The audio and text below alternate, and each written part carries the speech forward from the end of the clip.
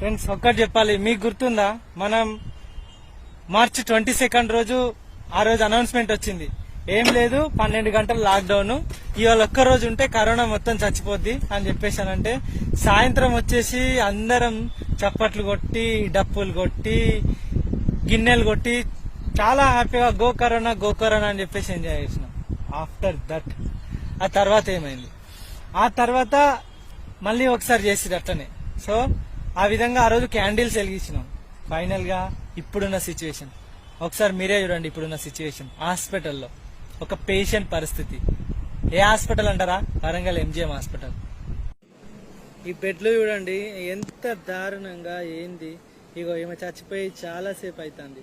ఆమెను చూసిన వాళ్ళు లేరు, పట్టించుకున్న వాళ్ళు లేరు, వాళ్ళ పిల్లలు లేరు, అనాథ బతుకైపోతుంది. కొంచెం జాగ్రత్తగా ఉండండి. చూడండి ఎట్లున్నది MGM హాస్పిటల్లో నిన్న రాత్రి జరిగిన సంఘటన. ఒక కోవిడ్ పేషెంటు, డయాలసిస్ పేషెంటు, అతను తన పనులు చేసుకోలేని బర్రి వాతల బట్టలు లేకుండా బయట అతి దారుణంగా పడేసిరు. వాళ్ళని పట్టించుకున్నది ఎవరు? ఒకసారి ఇక్కడ చూడండి, ఒక కట్టెతోటి ఆయన అట్లా నెట్టుకుంటా పక్క బెడ్ పేషెంట్లు ఇట్లున్నాడు, అతను పట్టించుకునేటోళ్ళు ఎవ్వరు లేరని చెప్పేసి ఒక కట్టెతోటి బయట నెట్టి పడేసి వెళ్ళిపోయారు. అతని పరిస్థితి ఏంది? ఈ విధంగా ఉంది. కనీసం నా అన్నవాడు కూడా దగ్గరికి రాని పరిస్థితి. ఇలాంటి బతికి కన్నా చావడం బెటర్ అనిపిస్తుంది. ఇలాంటి ఉంది సిచ్యువేషన్. ఒకసారి చూసిరు కదా, ఇప్పుడు ఒకసారి చూడండి. ఈ విధంగా ఉన్నది పరిస్థితి. ఏంటిది? ఈ విధంగా ఉన్నది. మనకు బయట ఏమనిపిస్తా అంటే కరోనా లేదు, ఏం లేదు, ఏం కాదు అనే ఒక ఆలోచన ధోరణిలో చాలా మంది ఉన్నారు. కానీ ఇక్కడ ఎట్లున్నది తెలుసా సిచ్యువేషన్? ఎవరికైతే చెంప మీద దెబ్బ పడుతుందో వాడికే తెలుస్తుంది దాని యొక్క నొప్పి ఏందో. ఎవరికైతే దెబ్బ తగలదో దూరం నుండి చూస్తాడో మనకి సౌండ్ మాత్రమే వస్తుంది, నొప్పి తెలియదు. సో ఇక్కడ ఉన్న సిచ్యువేషన్ కూడా అట్లనే ఉన్నది. ఒక్కొక్కరు పిట్ట లెక్క చచ్చిపోతున్నారు. MGM లో రోజుకు 10, 15, 20, 25 అట్లా. గాంధీలా 5 నిమిషాలకు ఒకసారి, 10 నిమిషాలకు ఒకసారి శవం బయటికి వస్తుంది. చనిపోతే ఒక పర్సన్ వాళ్ళ యొక్క ఫ్యామిలీ ఎంత ఎఫెక్ట్ అవుతుందో, ఏ విధంగా ఉంటుందో ఒకసారి మీరే చూడండి.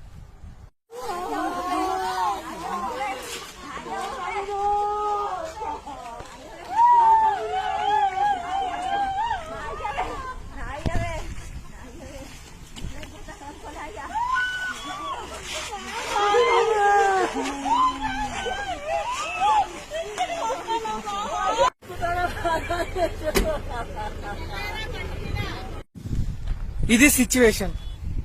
మనం హెల్తీగానే ఉంటాం, మనకి ఏం కాదు. ఎవరైతే యంగ్ ఉంటారో జస్ట్ సర్ది వస్తుంది, జస్ట్ తుమ్ము వస్తుంది, కోల్డ్ వస్తుంది. కొంతమందికి సిమ్టమ్స్ ఏ ఉండవు. నాకేం కాలేదు అని టెస్ట్ చేసుకోకుండా మనం ఏం చేస్తామంటే ఇక ఇష్టం ఉన్నట్టు తిరుగుతాం. దీనివల్ల మన యొక్క ఫాదర్స్ ఏజ్ ఏదైతే ఉందో ఒక 40, 45, 50 BP షుగర్లు ఉన్న పేషెంట్ ప్రతి ఒక్కరు కూడా కంపల్సరీ ఇఫ్ కరోనా వచ్చిందంటే మాక్సిమం 98% చచ్చిపోతారు. మీరు భయపడతారా, ఏ విధంగా కేర్ తీసుకుంటారా అనేది నేను చెప్పట్లేదు.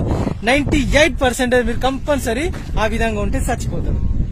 ఎంత తల్లాడినా కూడా షుగర్ కంట్రోల్ కాదు, కిడ్నీలు అవుట్ అయిపోతాయి, లంగ్స్ డ్యామేజ్ అయిపోతాయి, మనిషి కూర్చొని చచ్చిపోతాడు.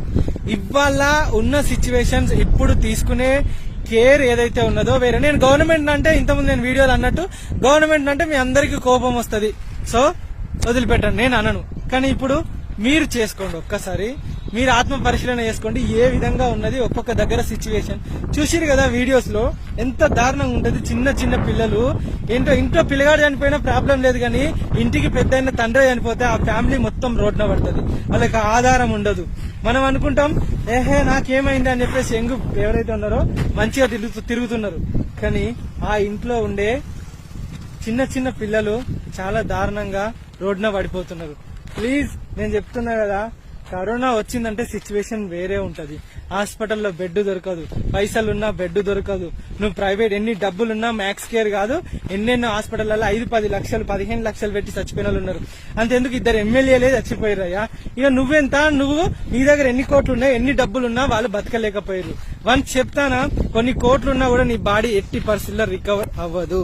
సో నీది రికవర్ అయినా నీ యొక్క ఇంట్లో ఎవరైతే తండ్రి ఎవరైతే ఉన్నారో లేకుంటే తాత ఎవరైతే ఉన్నారో అలాంటి వాళ్ళు బతకడం చాలా కష్టం. ప్లీజ్ చెప్తున్నా, చాలా అంటే చాలా జాగ్రత్తగా ఉండండి. ఎట్టి పరిస్థితుల్లో లైక్ తీసుకోకండి. ఎందుకంటే మన ఇంట్లో ఒకరు పోయినప్పుడే ఆ బాధ ఏంటో తెలుస్తుంది. చెప్తున్నా కదా, దెబ్బ మనకు దాక్తేనే మనకు నొప్పి తెలుస్తుంది. ఇక్కడ నేను నా ఫ్యామిలీలో ఇవాళ మార్నింగ్ కూడా జరిగింది ఇది.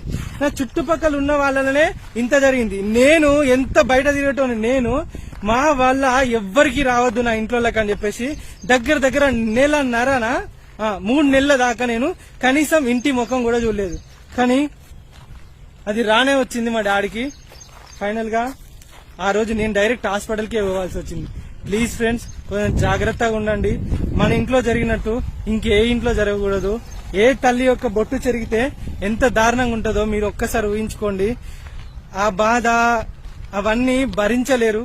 కొంచెం జాగ్రత్తగా ఉండండి, ఇంట్లో ఉండండి, వీలైతే కేర్ తీసుకోండి. మీకు తెలియదు, ఆ రాజకీయాలు అట్లనే జరుగుతూనే ఉంటాయి. వాళ్ళు చేసేది చేస్తూనే ఉంటారు. అది యొక్క ఇప్పుడు హాస్పిటళ్లలో ఒక్కసారి డాక్టర్లు ఎంతో మంది ఎంబీబీఎస్ అయిపోయిన వాళ్ళు చాలా మంది ఖాళీగా ఉన్నారు.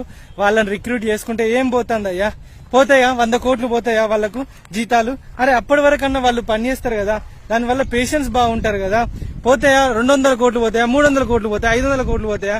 అప్పుడేమో కరోనా లేనప్పుడేమో పట్టి క్వారంటైన్ లో ఉంచి ఎంత కేర్ తీసుకున్నారయ్యా. ఇప్పుడు కరోనా ఇంత ప్రబలింది, కనీసం టెస్టులు చేయడానికి దిక్కు లేదు. కనీసం ఆంధ్రప్రదేశ్ లో టెస్టులు ఎక్కువ ఉన్నాయి, తెలంగాణలో అయితే కనీసం టెస్టులు కూడా లేవు. సో ఇలాంటి సిచ్యువేషన్ ఉన్నది.